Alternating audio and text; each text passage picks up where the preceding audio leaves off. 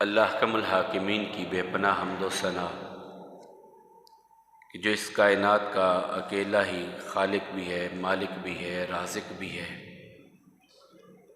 لاکھوں کروڑوں درود و سلام امام الانبیاء والمرسلین امام اعظم جناب محمد کریم علیہ تحیت و تسلیم پر، رحمت مغفرت کی دعا صحابہ کرام، تابعین عظام، ائمہ مجتہدین اور تمام مرحومین مسلمین کے لیے، پوری انسانیت کے لیے امن، ایمان اور ہدایت کی دعا کے بعد، پچھلے خطبہ جمعہ میں ہم بات کر رہے تھے رسول اللہ صلی اللہ علیہ وسلم کے خیبر کے موقع پر یا اس سے متصلاً پہلے خطوں کا لکھنا دنیا کے بادشاہوں کی طرف، دنیا کے بادشاہوں کو جو خط لکھے،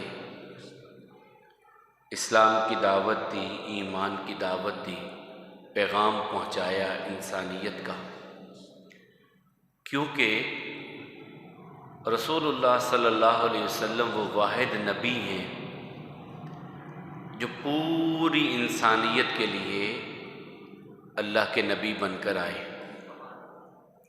سارے نبی اپنی اپنی قوم کی طرف آتے تھے، ایک وقت تک کے لیے آتے تھے، لیکن رسول اللہ صلی اللہ علیہ وسلم کی نبوت و رسالت ہمیشہ کے لیے، قیامت تک کے لیے، قیامت تک کے لیے سارے انسانوں کے لیے تھی۔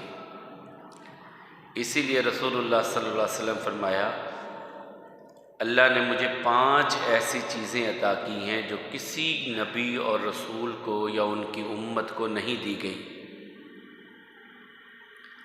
ایک تو اللہ تعالیٰ نے مجھے جامع کلمات دیے ہیں، میں چند لفظوں میں بہت بڑی بات کہہ دیتا ہوں، مختصر گفتگو لیکن بڑی پرمغز اور بڑی بامعنی بات میں چند لفظوں میں کہہ دیتا ہوں۔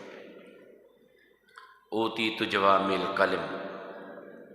دوسرا فرمایا نصرت بالرعب مسیرۃ شہر، اللہ نے مجھے رعب اتنا عطا کیا ہے کہ میرا دشمن 1 مہینے کی مسافت پر ہوتا ہے لیکن وہ میرا رعب اس کے دل میں ہوتا ہے۔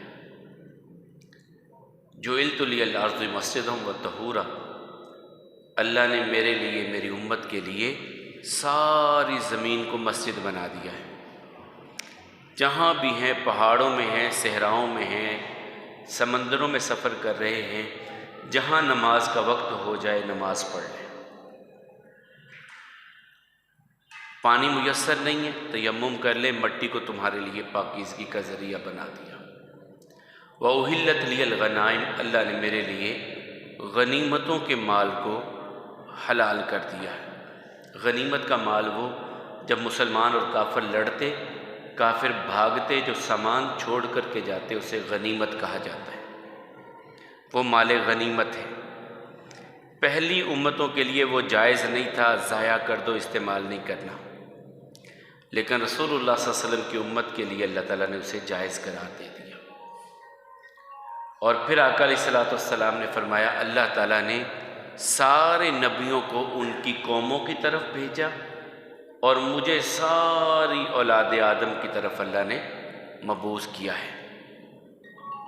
آپ قرآن کریم میں پڑھتے ہیں، اللہ تعالیٰ کہتے ہیں ہم نے نوح کو بھیجا ان کی قوم کی طرف، ہم نے ابراہیم اپنی قوم کی طرف، صالح اپنی قوم کی طرف، ہود اپنی قوم کی طرف، شعیب اپنی قوم کی طرف، سب کا تذکرہ کرتے ہیں۔ موسیٰ علیہ السلام بنی اسرائیل کی طرف، عیسیٰ علیہ السلام بنی اسرائیل کی طرف، لیکن ساری انسانیت کے لیے صرف اور صرف محمد رسول اللہ صلی اللہ علیہ وسلم اللہ کے نبی اور رسول بن کر کے آئے۔ پھر اللہ کے رسول صلی اللہ علیہ وسلم نے دنیا کے بادشاہوں کو خط لکھے، عمان کے بادشاہ کو خط لکھا، بحرین کے بادشاہ کو خط لکھا، مسقط کے بادشاہ کو خط لکھا، یمامہ کے جو سردار اس کو خط لکھا، نجاشی کو خط لکھا، قیصر روم کو خط لکھا، کسریٰ ایران کا بادشاہ اس کو خط لکھا، غسان میں خط لکھا، یمن میں خط لکھا، یہ 10 کے قریب بڑے خطوط اللہ کے رسول صلی اللہ علیہ وسلم نے دنیا کے بڑے بڑے فرما رواؤں کے نام لکھے۔ 10 خطوط 10 جگہ پہ خط بھیجے اسلام کی دعوت دینے کے لیے، تبلیغ کرنے کے لیے، اللہ کا پیغام پہنچانے کے لیے۔ ان میں سے سب سے جو مشکل مرحلہ تھا وہ تھا کہ ان خطوں کو دینے کے لیے جائے کون۔ 10 صحابہ کرام منتخب ہوئے اور ان میں سب سے بڑا انتخاب تھا قیصر روم کا۔ یہ اس وقت دنیا کا سب سے بڑا حکمران تھا۔ اس کے مقابلے میں کسریٰ تھا ایران کا، لیکن ابھی اس نے ایران کو شکست دی تھی۔ روم غالب تھا پوری دنیا پہ اور یہ عیسائی تھا۔ اس بادشاہ نے ایک خواب دیکھا، ہرقل نے، روم کے بادشاہ نے ایک خواب دیکھا کہ دنیا پر ایک نیا حکمران آ رہا ہے اور ان کے ختنے ہوئے ہیں۔ اس نے اپنے پادریوں کو بلا لیا، کہا میں پریشان ہوں۔ کس بات سے؟ میں نے خواب دیکھا ہے کہ دنیا پہ حکمران آئندہ وہ آ رہے ہیں جن کے ختنے ہوئے ہیں۔ اس نے کہا ختنے تو صرف دنیا میں یہودیوں کے ہوئے ہیں اور کسی کے ہوئے نہیں ہیں، تو یہودیوں کو ختم کر دو، معاملہ ختم۔ ابھی وہ اسی سوچ بچار میں تھا کہ حضرت دحیہ کلبی رضی اللہ تعالیٰ، یہ وہ صحابی ہیں کہ جبریل امین علیہ السلام جب کبھی انسانی شکل میں آتے تو ان کی شکل میں آتے تھے۔ دحیہ کلبی رضی اللہ تعالیٰ عنہ۔ رسول اللہ صلی اللہ علیہ وسلم صحابہ کرام بیٹھے، کہا یہ میرا خط ہے، قیصر روم تک پہنچانا ہے، جو یہ خط لے کر کے جائے گا میں اسے جنت کی خوشخبری دیتا ہوں۔ ایک سے حضرت دحیہ آگے بڑھے، یا رسول اللہ صلی اللہ علیہ وسلم اگر وہ قتل کر دے تب جنت کی خوشخبری ہے یا قتل نہ بھی کرے پھر بھی جنت کی خوشخبری ہے؟ ڈر تھا نا کہ دنیا کا بڑا بادشاہ قتل ہی نہ کر دے۔ کہا وہ قتل کرے نہ کرے، جو یہ خط لے کر کے جائے گا وہ جنتی ہے۔ دحیہ کلبی کہتے میں لے کے جاؤں گا یا رسول اللہ صلی اللہ علیہ وسلم۔ خط لیا، لے کر کے چلے گئے، اور یہ اس وقت بادشاہ جو تھا روم سے چلا تھا، روم یعنی اٹلی کا ایک شہر، وہاں سے یہ چلا تھا اور آیا تھا بیت المقدس میں۔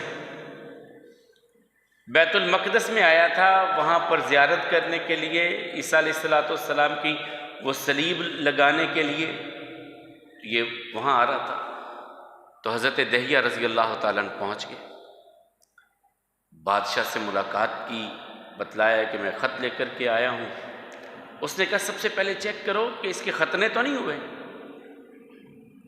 چیک کیا گیا تو ختنے ہوئے۔ کہا تم لوگ بھی ختنے کروا؟ ہاں، ہمیں رسول اللہ صلی اللہ علیہ وسلم نے حکم دیا ہے کہ یہ ابراہیم علیہ السلام کی سنت ہے، ہم ختنہ کرواتے ہیں۔ وہ فوراً اس کے ذہن میں وہ خواب آ گیا جو اس نے دیکھا تھا بادشاہ نے، وہ خواب اس کے ذہن میں آ گیا۔ اس نے رسول اللہ صلی اللہ علیہ وسلم کے بارے میں پوچھنے لگا، باتیں کرتا گیا، کیسے ہیں، کیا کرتے ہیں، کس طرح کرتے ہیں۔ خط سارا سنا اس نے۔ رسول اللہ صلی اللہ علیہ وسلم نے لکھا، میں روم کے عظیم بادشاہ کے نام یہ لکھ رہا ہوں، محمد رسول اللہ صلی اللہ علیہ وسلم کی طرف سے روم کے عظیم بادشاہ کے نام یہ خط ہے میرا۔ میں تمہیں اللہ کے دین کی دعوت دیتا ہوں، تمہیں نصیحت کرتا ہوں، تم دین قبول کر لو گے، اسلام قبول کر لو گے، اللہ تمہیں دگنا اجر عطا کریں گے۔ ایک عیسیٰ علیہ السلام پر ایمان لانے کا، ایک مجھ پر ایمان لانے کا، اللہ تمہیں دگنا اجر عطا کریں گے۔ اور اگر تم نے اسلام قبول نہ کیا تو تمہاری وجہ سے جو لوگ گمراہ ہوئے ہیں تمہیں ان کی گمراہی میں سے بھی حصہ ملے گا، ظلم کرو گے تم۔ اس نے کہا اچھا میں خط کا جواب دوں گا تمہیں۔ دحیہ کلبی رضی اللہ تعالیٰ کو بھیج دیا۔ اب اس نے پتہ کروایا کہ کوئی بندہ ڈھونڈو اس علاقے کا، جو مکہ سے یا مدینہ سے کوئی بندہ اس طرف سے آیا ہے، ڈھونڈ کے میرے پاس لاؤ۔ ابو سفیان رضی اللہ تعالیٰ عنہ اس وقت تک مسلمان نہیں ہوئے تھے اور یہ شام میں اس علاقے میں تجارت کا سامان لے کر کے گئے تھے بیچنے کے لیے اور وہاں سے سامان خریدنے کے لیے۔ پتہ کیا تو ان کو لے کر کے دربار میں پیش کیا گیا۔ بادشاہ نے ان سے کہا کہ میں تم سے کچھ سوال کرنا چاہتا ہوں۔ جی پوچھیے، سچ بتانا۔ اب بادشاہ کا رعب بھی بڑا تھا، پوری دنیا کا بڑا حکمران تھا، اور ساتھ والوں سے کہا کہ اگر جہاں کہیں یہ جھوٹ بولنے لگے نا مجھے بتا دینا۔ پوچھا کہ جو جس نے نبوت کا دعویٰ کیا ہے، یعنی محمد رسول اللہ صلی اللہ علیہ وسلم، ان کے خاندان میں کوئی بادشاہ ہوا ہے؟ کہا نہیں۔ ان پر ایمان لانے والے غریب ہیں امیر ہیں؟ کہا غریب۔ جو ان پر ایمان لائے ہیں کوئی مرتد بھی ہو گئے واپس بھاگ گئے پرانے دین میں؟ کہا نہیں۔ اس نے کہا کہ وہ ان پر کبھی تم نے ان نبوت کا دعویٰ کرنے سے پہلے کبھی جھوٹ سنا کبھی ان کی زبان سے؟ کہا کبھی جھوٹ نہیں سنا۔ تمہاری ان کی کبھی جنگ ہوئی ہے؟ ہوئی ہے۔ کیا ہوا؟ کبھی وہ جیت گئے کبھی ہم جیت گئے، وہ بدر میں وہ جیتے احد میں ہم جیت گئے۔ ان کا تمہارا کبھی معاہدہ ہوا کوئی؟ کہا ہاں جی، حدیبیہ میں ابھی ہمارا معاہدہ ہوا ہے ان کے ساتھ صلح کا۔ وہ باتیں کرتے کرتے اس نے پھر جواب دیے۔ اس نے کہا کہ اگر میں نے تم سے پوچھا بادشاہ ان کے خاندان میں کوئی ہوا، تم نے کہا نہیں۔ اگر بادشاہ ہوا ہوتا تو میں کہتا کہ بادشاہت حاصل کرنے کے لیے دوبارہ یہ کام کر رہے ہیں، ان کے خاندان میں بادشاہ کوئی نہیں گزرا۔ میں نے تم سے پوچھا ان کا حسب نسب کیسا ہے، تم نے بتایا کہ ہمارے علاقے کے سب سے معزز خاندان میں، محترم خاندان میں پیدا ہوئے۔ اللہ کے نبی سب سے معزز اور محترم خاندانوں میں آتے ہیں۔ میں نے تم سے پوچھا ان پر ایمان لانے والے غریب تھے یا امیر؟ تم نے کہا پہلے ایمان قبول کرنے والے غریب تھے، نبیوں کی دعوت کو سب سے پہلے غریبوں نے قبول کیا ہے۔ پھر میں نے تم سے پوچھا کہ کبھی ان کی زبان سے جھوٹ سنا؟ تم نے کہا کبھی نہیں سنا، نبی ایسے ہی سچے ہوتے ہیں۔ پھر میں نے تم سے پوچھا کہ تمہاری ان کی کبھی لڑائی ہوئی ہے؟ تم نے کہا ہوئی ہے۔ تو کبھی وہ جیتے کبھی ہم۔ تو اللہ تعالیٰ نبیوں کی آزمائش ایسے ہی کرتے ہیں، نبیوں کے ساتھیوں کی آزمائش بھی ایسے ہی کرتے ہیں۔ پھر میں نے تم سے پوچھا ان سے معاہدہ ہوا ہے تمہارا؟ تم نے کہا جی معاہدہ ہوا ہے، ابھی ہمارا تھوڑی دیر پہلے، یعنی سال کے قریب بھی نہیں ہوا، ہمارا ان سے معاہدہ ہوا ہے۔ وہ وعدے کے پابند ہیں۔ ابو سفیان رضی اللہ تعالیٰ کہتے ہیں بادشاہ حقیقت کے قریب پہنچ گیا۔ اس نے دربار لگایا، سب لوگ اکٹھے کیے، پادری بھی، جو وزیر مشیر تھے اس کے، سب کو اکٹھا کر لیا۔ حضرت دہیہ کلبی رضی اللہ عنہ کو بلایا کہ اب آ کر کے وہ خط مجھے سناؤ دربار میں۔ حضرت دہیہ کلبی رضی اللہ عنہ پہنچ گئے دربار میں، پورا دربار لگا۔ بادشاہ نے دروازے بند کر دو، سارے دربار کے سارے دروازے بند کر دو۔ اب خط پڑھ کے سنایا۔ بادشاہ نے اپنے وزیروں کو مخاطب کر کے کہا، اپنی فوج کے سپہ سالار کو مخاطب کر کے کہا، پادریوں کو مخاطب کر کے کہا، لوگوں سنو، یہ ایک سچے نبی کا پیغام آیا ہے، قبول کر لو۔ میں نے اس کو قبول کر لیا ہے۔ اب وزیر، مشیر، سردار، قبیلوں کے سردار سارے بگڑ گئے، یہ کیا کیا، یہ کیا کیا۔ شور ہو گیا محل میں، دربار میں شور ہی شور، رولا ہی رولا پڑ گیا۔ لوگ بھاگنے لگے، کوئی تلوار بادشاہ کے خلاف نکل آئے کہ تو اپنا عقیدہ چھوڑ گیا، تو نے عیسائیت چھوڑ دی، ہم نے قبول کریں گے۔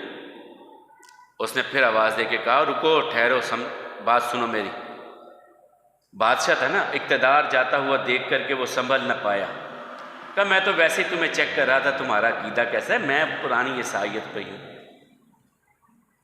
اللہ کے رسول صلی اللہ علیہ وسلم کہتے ہیں اللہ کے دشمن نے اپنا بھی معاملہ خراب کیا، اپنی قوم کا بھی کر گیا، سچ پہ قائم نہیں رہ سکا، حالانکہ حقیقت کو پہنچ چکا تھا وہ۔ پھر اس نے اپنی قوم کو ایک بات کہی، اس نے کہا ایک وقت آئے گا، یہ جو میرے پاؤں کی مٹی کی جگہ ہے نا، یعنی یہ جو علاقہ ہے، اس نبی کے غلاموں کے جو ہے وہ تخت بنے گا، یہاں پہ ان کی قلمرو ہوگی، ان کی حکومت یہاں پہ قائم ہوگی۔ رسول اللہ صلی اللہ علیہ وسلم کو اس نے پھر خط لکھوا کر کے جواب بھی دیا، کچھ دینار بھی بھیجے، سونے کے سکے بھی تحفتاً بھیجے، لیکن رسول اللہ صلی اللہ علیہ وسلم نے انہیں پھر جو ہے وہ صحابہ میں تقسیم کر دیا۔ کہا کہ اس بندے نے حقیقت کو پہچان کر کے اپنے اقتدار کے لیے اسلام کو قبول نہیں کیا۔ دوسرا خط لکھا گیا حبشہ کے بادشاہ کو، اس کو پہلے بھی خط لکھا تھا، اور اس کا نام اسمہا تھا۔ نجاشی اس کو کہا جاتا ہے، نجاشی بادشاہ کا لقب تھا، نام نہیں تھا اس کا۔ اور اللہ کے رسول صلی اللہ علیہ وسلم نے پہلے بھی اس کو پیغام بھیجا تھا، اور یہ بھی عیسائی تھا، یہ بادشاہ بھی عیسائی تھا۔ ہجرت کر کے جب صحابہ کرام گئے اور وہاں پہ ٹھہرے، اور پھر حضرت جعفر رضی اللہ تعالیٰ عنہ، حضرت علی رضی اللہ تعالیٰ عنہ کے بڑے بھائی، وہ حضرت عثمان غنی رضی اللہ تعالیٰ عنہ، رسول اللہ صلی اللہ علیہ وسلم کی بیٹی ام کلثوم رقیہ رضی اللہ تعالیٰ عنہ، یہ سارے اس وقت ہجرت کر کے حبشہ چلے گئے تھے۔ وہاں پر رسول اللہ صلی اللہ علیہ وسلم نے پھر بعد میں خط دوبارہ بھیجا، اور اس خط میں کچھ اور چیزیں بھی تھیں، خاص طور پہ ایک جوڑا ہجرت کر کے مکہ سے حبشہ گیا تھا، اور اس جوڑے میں اکیلی بی بی رہ گئی تھی، بندہ اس کا فوت ہو چکا تھا، اور وہ مرتد ہو کے فوت ہوا تھا۔ یہ بی بی تھیں جو بعد میں میری اور آپ کی اور کل کائنات کے مومنوں کی ماں بنی، سیدہ ام حبیبہ۔ یہ ابو سفیان رضی اللہ عنہ کی بیٹی تھی، امیر معاویہ کی بہن تھی، اور یہ بہت پہلے اسلام قبول کر چکی تھی۔ باپ نے تنگ کیا، باپ تو اس وقت ابو سفیان کافر تھے۔ یہ میاں بیوی حبشہ ہجرت کر کے چلے گئے، عبید اللہ بن جہش ان کا خامن، اور یہ عبید اللہ بن جہش جب حبشہ گیا، وہاں عیسائیوں کو دیکھا، ان کے ساتھ بیٹھتے اٹھتے دیکھا اس نے کہ اس مذہب میں شراب بھی حلال ہے، یہ بھی ہے، یہ بھی ہے، یہ بھی کر سکتے، یہ مرتد ہو گئے۔ اب اکیلی ام حبیبہ رضی اللہ تعالیٰ عنہ رہ گئی، اور ایک چھوٹی بیٹی ان کی حبیبہ تھی، جن کی وجہ سے انہیں ام حبیبہ کہا جاتا تھا۔ اب یہ پریشان ہے، باپ کافر ہے، اس کے پاس جا نہیں سکتی، خامد مرتد ہو گیا، اور مرتد ہونے کے ساتھ وہاں میں مر بھی گیا۔ اب اکیلی جان اور چھوٹی سی بچی، اس کو کیسے پالوں، کیا کروں؟ رسول اللہ صلی اللہ علیہ وسلم کو اس بات کی خبر ہوئی، تو اللہ کے حبیب علیہ الصلوۃ والسلام نے نجاشی کو جو خط لکھا، اس کے ساتھ ایک خط یہ بھی بھیجا کہ جا کر کے تم خود بات کرنا ام حبیبہ سے، اگر وہ مجھ پر میرے ساتھ نکاح کرنے پر راضی ہو جائیں تو میرا ان سے نکاح کروا دینا۔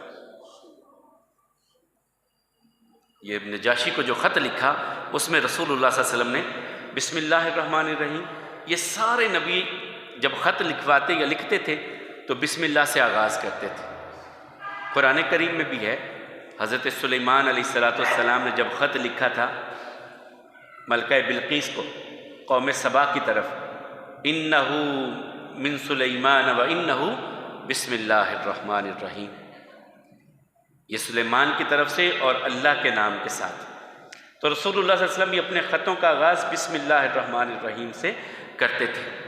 پھر آگے لکھتے من محمد رسول اللہ صلی اللہ علیہ وسلم، یہ محمد رسول اللہ صلی اللہ علیہ وسلم کی طرف سے خط ہے، الی الاسمہ، اسمہ کی طرف، نجاشی کی طرف، اور اس کو کہا سلم انت، اپنے آپ کو سلامتی کر، اسلام کو قبول کر لے۔ فإنی احمد الیک الذی لا الہ الا هو الملک القدوس السلام المؤمن المہیمن، میں اس رب کی تمہیں دعوت دیتا ہوں جس کے ساتھ کوئی عبادت کے لائق نہیں، وہ اکیلا ہے، بہت پاک ہے، بہت پاک ہے، سلامتی والا ہے، حفاظت کرنے والا ہے۔ واشہد ان عیسی ابن مریم، اور میں گواہی دیتا ہوں عیسیٰ ابن مریم روح اللہ ہیں، کلمت اللہ ہیں، جو مریم، پاکیزہ مریم کی طرف اللہ نے القاء کیا ان کو۔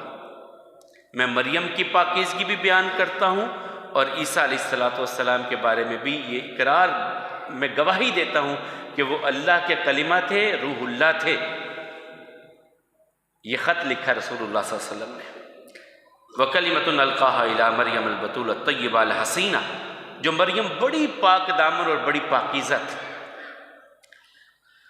اور پھر فرمایا آدم علیہ السلام کی طرح اللہ تعالیٰ نے عیسیٰ علیہ السلام کی تخلیق کی تھی، جس طرح وہ بغیر باپ کے تھے، عیسیٰ علیہ السلام بھی بغیر باپ کے تھے۔ وَإِنِّي أَدْعُوكَ إِلَى اللَّهِ وَحْدَهُ لَا شَرِيكَ لَهُ، میں ایک اللہ کی طرف تمہیں دعوت دیتا ہوں جس کا کوئی شریک نہیں ہے، جس کا کوئی شریک نہیں ہے۔ الموالات ولا طاعتہ، میں تم سے دوستی کرتا ہوں اس کی اطاعت میں، اس کی فرما برداری کے لیے۔ اگر تو میرے پیچھے چلے گا، تیرے لشکر میرے پیچھے چلیں گے، تو یقیناً میں تمہیں نصیحت کرتا ہوں اللہ کی وحدانیت کی طرف، میری نصیحت کو قبول کرو۔ پھر آخر پہ لکھا والسلام علی من اتبع الہدی، سلامتی اس کے لیے ہے جو ہدایت کی پیروی کرتا ہے۔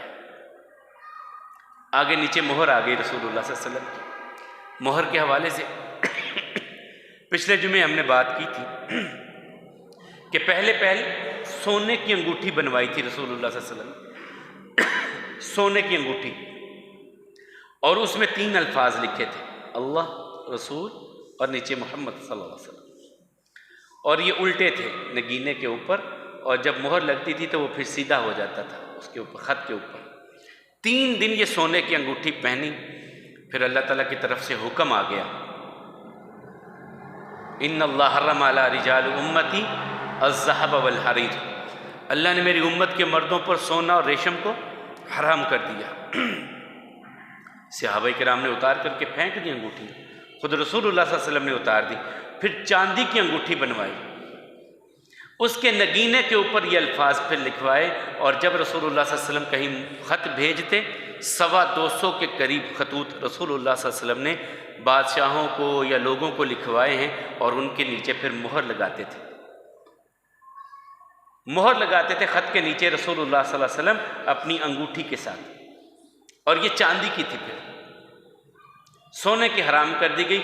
اور پھر اس کے بعد کسی صحابی نے سونے کی، میں نے آپ کو پچھلے جمعے جو بتایا تھا، ایک صحابی آئے سونے کی انگوٹھی پہنی تھی، تو رسول اللہ صلی اللہ علیہ وسلم نے چہرہ بدل لیا، رخ بدل لیا اپنا، وہ پریشان ہو گئے، یا رسول اللہ صلی اللہ علیہ وسلم کون سی غلطی ہو گئی کہ آپ نے رخ بدل لیا؟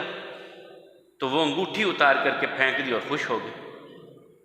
یہ صحابہ کرام نے پھر یہ نہیں کیا جس طرح ہم کرتے ہیں، بیٹی کی شادی کرنی ہے، داماد کو سونے کی انگوٹھی نہیں پہنائیں گے تو خاندان کیا کہے گا، اگر سونے کی انگوٹھی نہیں پہنائیں گے تو لوگوں میں ہماری جو ہے وہ عزت کم ہو جائے گی۔ کوئی عزت، اللہ عزتیں دینے والا اللہ ہے، عزتیں اللہ کے دین میں ہیں۔ ہم عزتیں تلاش کرتے ہیں معاشرے میں عزتیں نہیں ہیں، عزت اللہ تعالیٰ عطا کرتے ہیں۔ نہیں یقین آتا تو آپ دیکھ لیجئے، آدھی دنیا کا حکمران عمر رضی اللہ تعالیٰ ایک کالا سا حبشی بلال، اسے سیدنا بلال کہہ کے مخاطب کرتے ہیں، میرا سردار بلال ہے، میرا سردار بلال ہے۔ عزتیں اللہ عطا کرتا ہے، چلتا وہ زمین پہ بلال، چلتے زمین پر ہیں، اور قدموں کی آہٹ کی آواز اللہ جنتوں میں آسمانوں پہ سنا دیتے ہیں۔ یہ عزتیں اللہ عطا کرتا ہے۔ تو دنیا میں عزتیں نہیں ہیں، اللہ کے دین میں عزتیں ہیں، اللہ کے دین میں عزتیں۔ یہی بات تو حضرت ابی ابن کعب رضی اللہ تعالیٰ نے کہی تھی نا۔ ایک دن رسول اللہ صلی اللہ علیہ وسلم نے بلایا، ابی جی یا رسول اللہ صلی اللہ علیہ وسلم، لبیک و سعدیک، آپ نے بلایا، میں حاضر ہوں، میری سعادت مندی کہ آپ نے مجھے یاد کیا۔ کہا بیٹھ جاؤ، بیٹھ گئے۔ مجھے اللہ تعالیٰ نے کہا ہے کہ میں تمہیں قرآن کریم کی یہ سورت سناؤں، سورہ بینہ، یہ 30ویں پارے کے آخری صورتوں میں ہے۔ حضرت ابی کہنے لگے اللہ سمانی، اللہ نے میرا نام لیا ہے؟ رسول اللہ صلی اللہ علیہ وسلم نے فرمایا ہاں، اللہ سما کا یا ابی، اللہ نے تیرا نام لے کے کہا ہے کہ میں تمہیں یہ سورت سناؤں۔ فبقى ابی تو بازاروں کی طرح رونے لگے۔ کہاں ابی کو مدینے کے لوگ نہ جانے، کہاں عرش کریم کا مالک نام لے کے کہے، تو رو پڑے اس بات پر۔ یہ عزتیں اللہ عطا کرتا ہے، اور اللہ کے دین میں عزتیں ہیں۔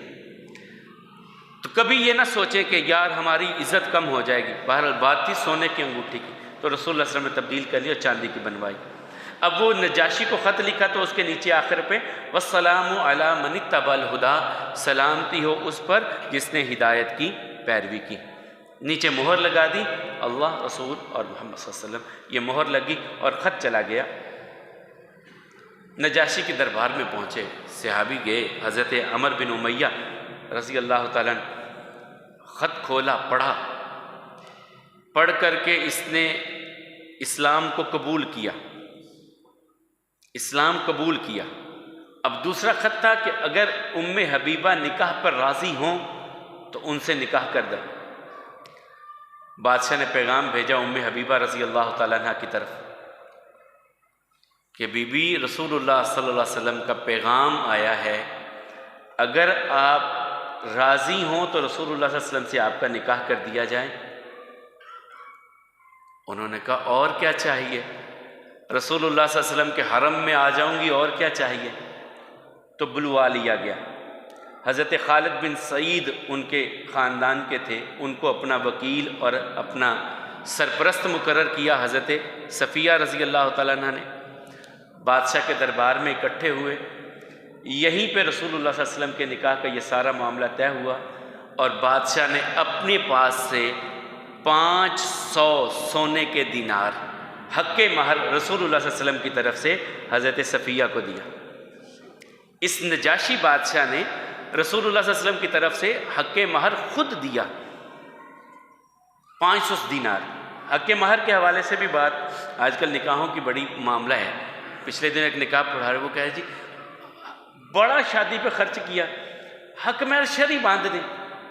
میں پریشان ہو گیا، یہ شرعی حق مہر کیا ہوتا ہے؟ یہ تو اللہ تعالیٰ نے آپ کو وسعت دی ہے، اپنے اپنے خاندان کا حساب ہوتا ہے، آپ کی گنجائش ہے، وہ 3200 روپے، اور یہ کیا ہے، کیا اس کا معاملہ ہے؟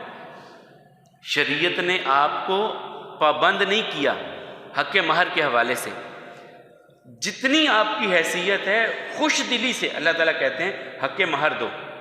شادی پہ لاکھوں روپیہ لگا دیتے ہیں حق مہر دینے کے لیے، پھر وہ جی جو شریع بس۔ اللہ کے حبیب علیہ الصلوۃ والسلام نے تو سیدہ خدیجہ رضی اللہ تعالیٰ کے حق مہر میں 20 اونٹ دیے تھے، وہ 35-40 لاکھ روپے کے بنتے ہیں۔ شریعت تو یہ ہے۔ رسول اللہ صلی اللہ علیہ وسلم نے 400 دینار جو ہیں وہ حق مہر، 400 درہم حق مہر جو ہے چاندی کے سکے، وہ امہات المومنین کو دیے۔ حضرت ام حبیبہ کا جو یہ بادشاہ نے اپنی طرف سے دیا تھا، یہ 500 سونے کے سکے دیے تھے۔ یہ اپنی کیسے خوش دلی سے دینا چاہیے حق مہر۔ بہرحال تو جب یہ نکاح کا معاملہ ہو گیا، حق مہر دے دیا، اب صحابہ کرام وہاں سے اٹھ کے جانے لگے تو بادشاہ نے کہا رکو بھائی، اتنی بڑی خوشی کا معاملہ ہے کہ میرے دربار میں رسول اللہ صلی اللہ علیہ وسلم کے نکاح کے یہ معاملات طے ہوئے ہیں، کھانا سب کو میں کھلاؤں گا۔ اور اس نجاشی بادشاہ نے، اسمہا نے پھر سب کو کھانا کھلایا، ضیافت کی، اور اپنے گھر میں ملکہ کو اور جو گھر کی خواتین تھیں ان کو بھیجا کہ ام حبیبہ کے پاس جائیں اور خوشبو کے تحفے لے کر کے جائیں، جا کر کے انہیں یہ تحفہ دیں کہ وہ رسول اللہ صلی اللہ علیہ وسلم کے حرم میں آ گئی ہیں، رسول اللہ صلی اللہ علیہ وسلم کی بیوی بن گئی ہیں۔ اور یہ وہ پاک دامن خاتون ہیں، یہ پھر حبشہ سے مدینہ میں آئیں، اور ان کے ساتھ جو باقی مہاجرین بھی تھے، حضرت جعفر رضی اللہ تعالیٰ، دوسرے لوگ بھی تھے، یہ بھی ہجرت کر کے واپس مدینہ آ گئے حبشہ سے۔ اور جب یہ حبشہ میں مدینہ میں پہنچے، اسی دن خیبر فتح ہوا، اسی دن یہ پہنچے، تو رسول اللہ صلی اللہ علیہ وسلم نے فرمایا آج مجھے اللہ نے دوہری خوشی عطا کی ہے، اور مجھے نہیں پتا کہ مجھے زیادہ خوشی کس چیز کی ہے، خیبر کے فتح ہونے کی یا ان لوگوں کے واپس مدینے آنے کی۔ دونوں خوشیاں بڑی کمال کی اللہ نے مجھے دی ہیں کہ یہ مہاجرین سارے مدینہ آ گئے حبشہ سے، جعفر کو دیکھ لیا سامنے کہ میرے چچا کا بیٹا، میرا بھائی، یہ بھی آ گئے، دوسرے لوگ بھی آ گئے، اور ادھر اللہ نے خیبر فتح کر دیا۔ فرمایا اللہ نے 2 خوشیاں مجھے ایک دن میں عطا کی۔ اب ام حبیبہ رضی اللہ تعالیٰ عنہ جو تھیں، یہ رسول اللہ صلی اللہ علیہ وسلم کی فرما برداری میں، اطاعت میں بڑی کمال کی تھی۔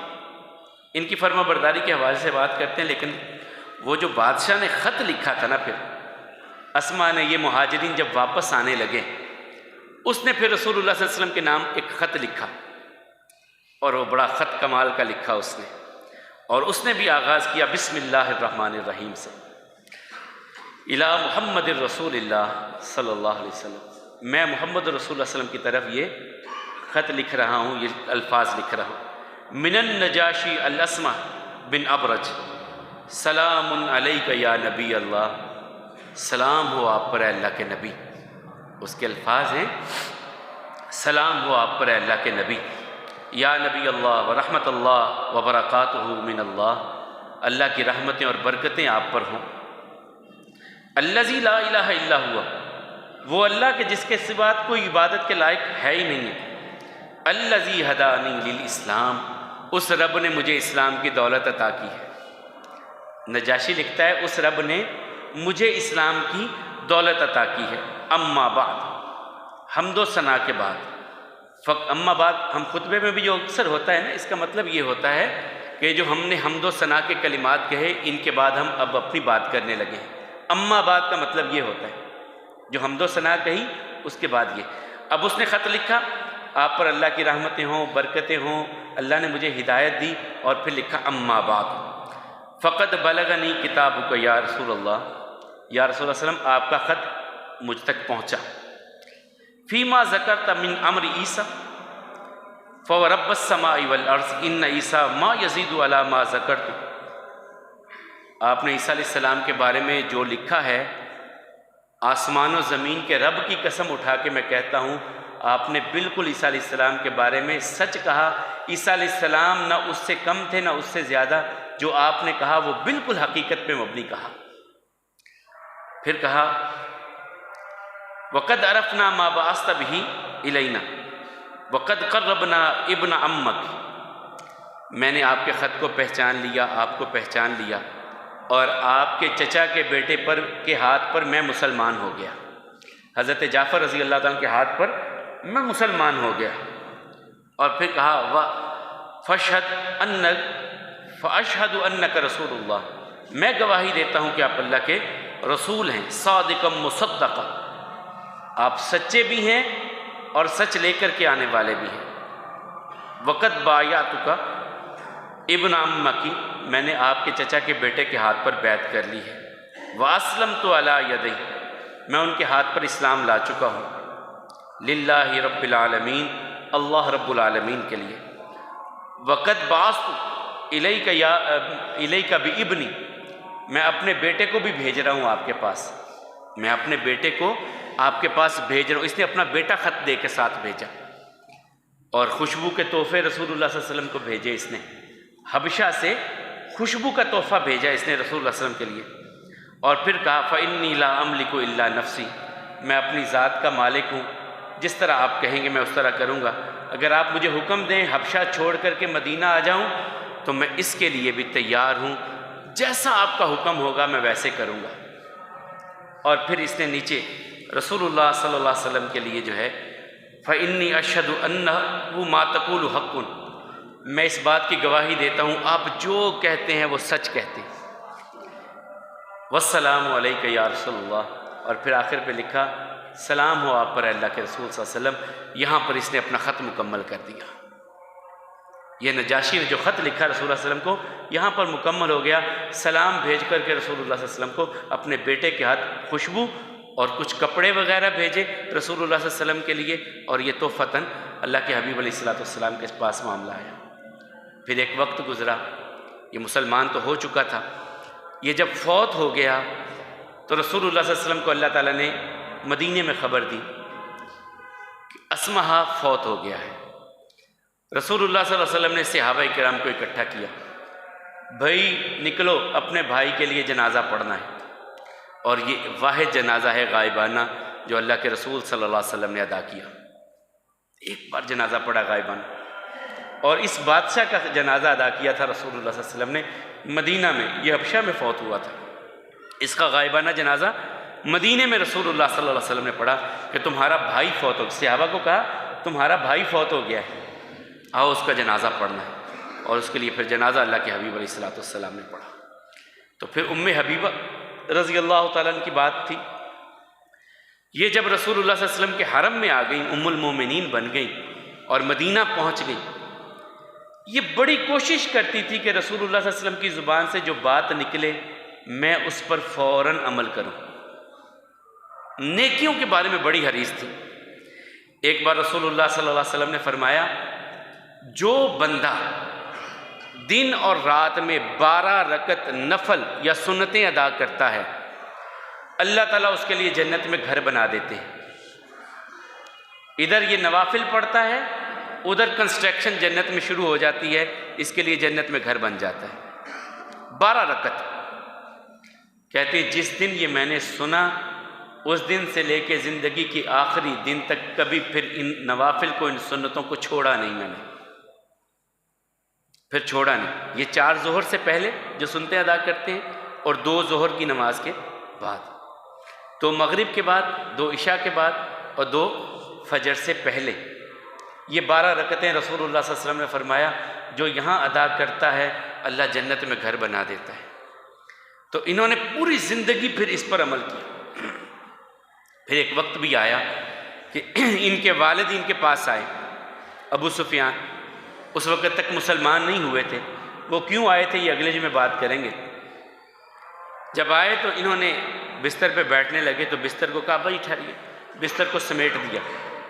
کہا کیوں بیٹی یہ کیا کیا؟ کہا یہ بستر وہ ہے جہاں رسول اللہ صلی اللہ علیہ وسلم بیٹھتے ہیں اور آپ ابھی مسلمان نہیں ہوئے، آپ رسول اللہ صلی اللہ علیہ وسلم کے بستر پہ بیٹھے، مجھے یہ اچھا نہیں لگتا، میں نے اس لیے بستر کو سمیٹ دیا کہ یہ رسول اللہ صلی اللہ علیہ وسلم کے پاک جسم کے لیے بستر ہے۔ اور پھر یہی ام حبیبہ تھیں، جب ان کے والد فوت ہوئے تو 3 دن گزر گئے تو کپڑے منگوائے، خوشبو لگائی، کپڑے بدلے۔ کہا جب سے رسول اللہ صلی اللہ علیہ وسلم دنیا سے گئے ہیں میرا کپڑے پہننے کو، خوشبو لگانے کو جی کرتا ہی نہیں تھا، آج صرف اس وجہ سے پہنے ہیں کہ رسول اللہ صلی اللہ علیہ وسلم نے فرمایا جب کوئی فوت ہو جائے 3 دن سے زیادہ غم نہیں کرنا، 3 دن سے زیادہ غم کی کیفیت نہیں رہنی چاہیے۔ میرا باپ فوت ہو چکا تھا، 3 دن گزر گئے تھے، میں نے اس لیے خوشبو لگائی تاکہ رسول اللہ صلی اللہ علیہ وسلم کے حکم پر عمل کر سکوں۔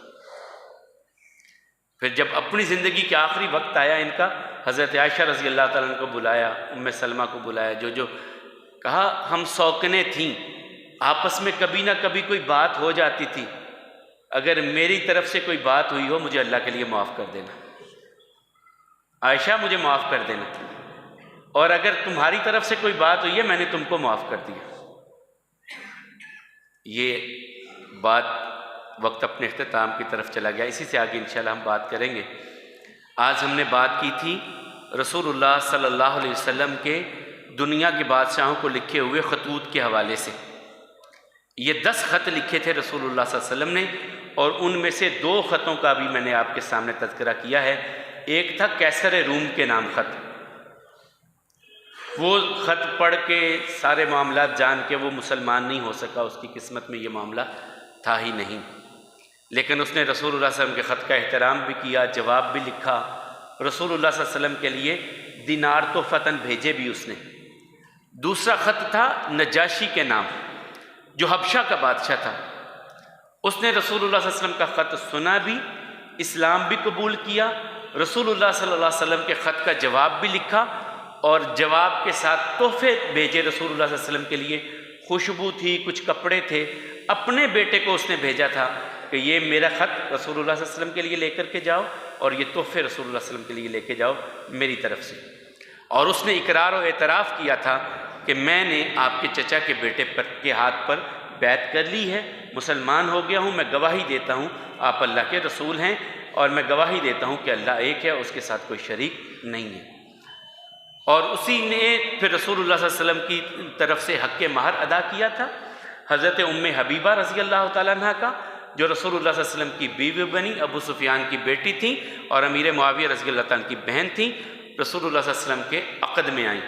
اور یہ جس دن خیبر فتح ہوا اس دن یہ مہاجرین حبشہ سے ہجرت کر کے واپس مدینہ میں پہنچے، تو رسول اللہ صلی اللہ علیہ وسلم فرمایا آج مجھے اللہ نے دوہری خوشی عطا کی ہے، ایک تو مہاجرین سامنے آگے واپس حبشہ سے مدینہ آ گئے، اور دوسرا اللہ نے آج خیبر فتح کر دیا، اللہ نے دوہری مجھے خوشی عطا کی ہے۔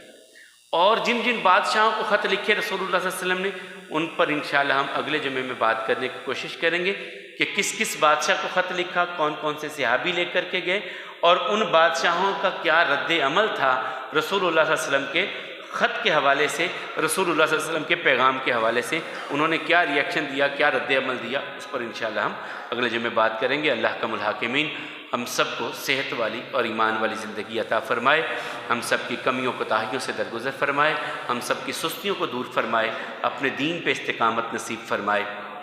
مالک و مولا جو پریشان حال لوگ ہیں ان کی پریشانیوں کو دور فرمائیں، تنگ دستوں کی تنگ دستی کو دور فرمائیں، جو ہمارے بہن بھائی مقروض ہیں اللہ احکم الحاکمین ان کے قرضوں میں آسانیاں پیدا فرمائے، جو روزگار کی وجہ سے پریشان ہیں مالک ہم سب کو حلال طیب اور وافر رزق عطا فرمائیں۔